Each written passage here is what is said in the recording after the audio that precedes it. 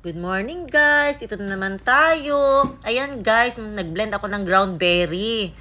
Kahit hilaw pa yung ground berry guys, nag-blend talaga ako kasi kung i-blend ko yan, kahit maasim pa siya, titiisin ko na lang, pwede ko pa siyang inumin. Kasi nga guys, since na inupiran ako sa brain, yung mga healthy options talaga ang ginagawa ko sa araw-araw about sa mga food intake ko.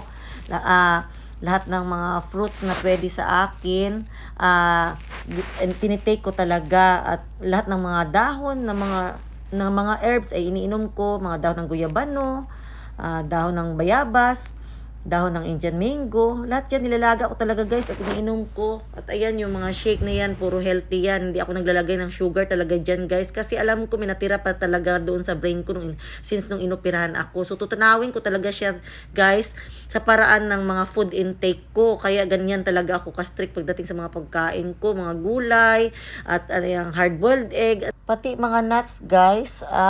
Nag-ano talaga ako ng macadamia, ng almonds, ayan, malunggay, dahon ng malunggay, ayan, dahon ng Indian mango, dahon ng guyabano, lahat yan guys. Tinitiis ko talaga ang mga lasan yan, matunala yung natirang bato doon sa brain ko. Ay grabe talaga guys.